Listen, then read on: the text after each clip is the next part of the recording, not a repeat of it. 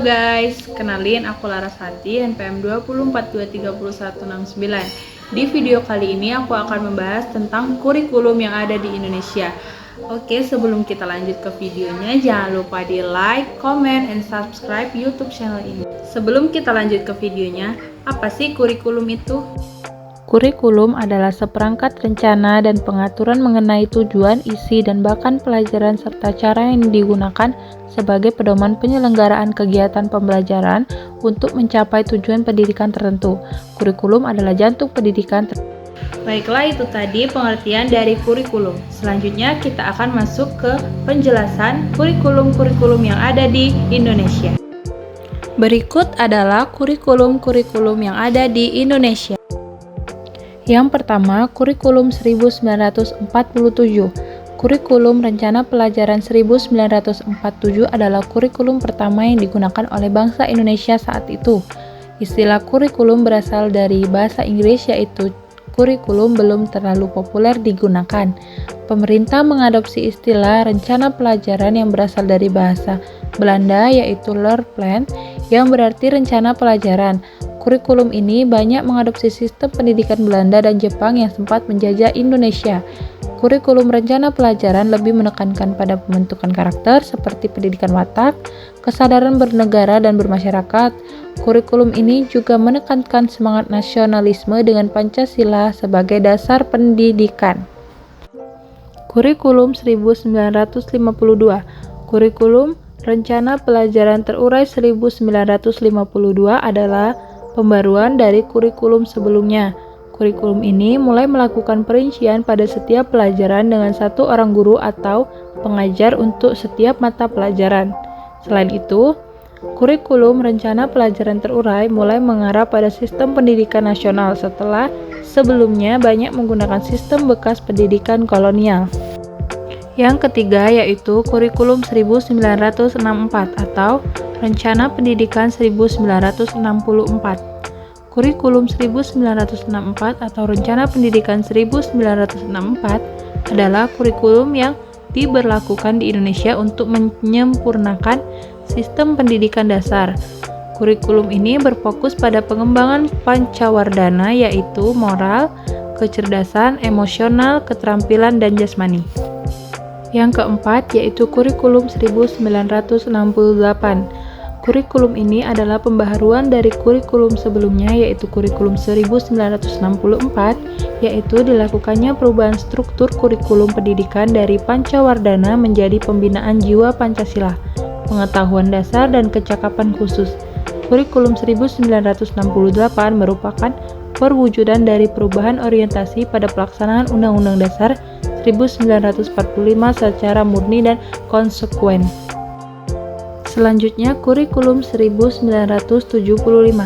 Kurikulum ini mengarah pada pendidikan yang efektif dan efisien.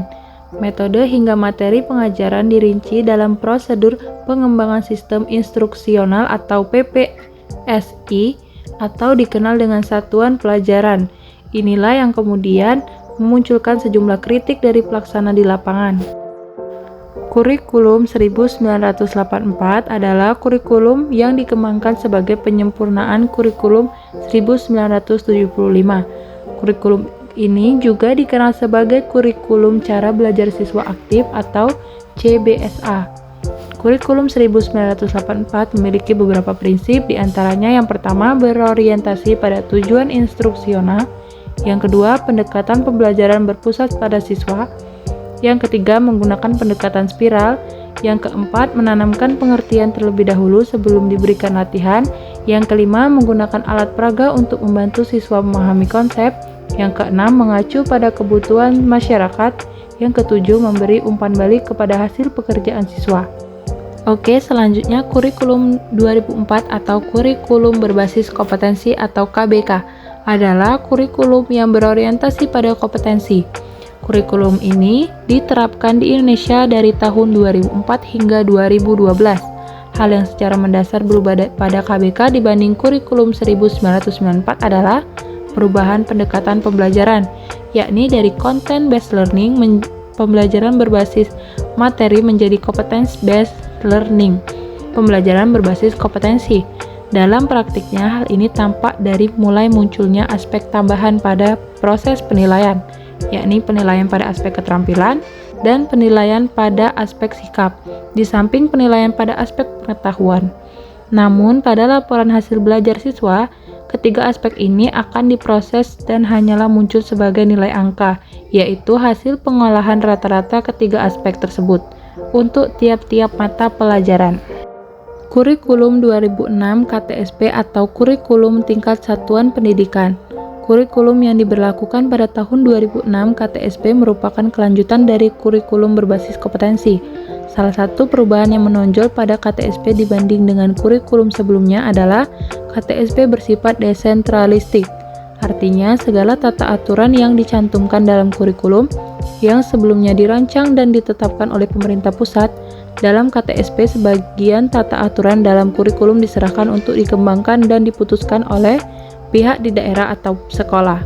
Meski terdapat kebebasan untuk melakukan pengembangan pada tingkat satuan pendidikan, namun pengembangan kurikulum harus mengacu pada Standar Nasional Pendidikan yang telah ditetapkan oleh Badan Standar Nasional Pendidikan atau BSNP. Ketetapan ini tercantum dalam Peraturan Menteri Pendidikan Nasional Nomor 23 Tahun 2006 tentang Standar Kompetensi Lulusan pada Satuan Pendidikan Dasar dan Menengah. Kurikulum 2013 Kurikulum 2013 adalah penyempurnaan dari kurikulum berbasis kompetensi yang menyempurnakan standar kompetensi lulusan dengan dikembangkan sesuai tuntunan kekinian Indonesia dan masa depan sesuai kebutuhan. Penyempurnaan standar isi diuraikan atas kecukupan dan kesesuaian dengan kompetensi, menyempurnakan standar proses dengan merancang berbasis kompetensi dengan pendekatan scientific. Penyempurnaan yang terakhir adalah menyempurnakan standar penilaian dengan berbasis proses dan output dengan teknik tes dan non-tes atau portofolio. Perubahan kurikulum 2013 berwujud pada standar kompetensi lulusan, materi, proses, dan penilaian yang komprehensif. Oke, selanjutnya kurikulum merdeka. Kurikulum merdeka merupakan kurikulum dengan pembelajaran intrakurikuler yang beragam dengan konten yang lebih optimal, agar peserta didik memiliki cukup waktu untuk mendalami konsep dan menguatkan kompetensi. Dalam proses pembelajaran, guru memiliki keleluasaan untuk memilih berbagai perangkat pembelajaran sehingga pembelajaran dapat disesuaikan dengan kebutuhan belajar dan minat peserta didik. Di dalam kurikulum ini terdapat proyek untuk menguatkan pencapaian profil pelajar Pancasila, kemudian dikembangkan berdasarkan tema tertentu yang ditetapkan oleh pemerintah. Proyek ini tidak bertujuan untuk mencapai target capaian pembelajaran tertentu sehingga tidak terikat pada konten mata pelajaran. Karakter kurikulum merdeka yang pertama yaitu pembelajaran berbasis proyek melalui proyek penguatan profil pelajar Pancasila atau P5. Yang kedua, fokus pada materi esensial sehingga memiliki waktu cukup untuk mendalami kompetensi dasar atau literasi dan numerasi.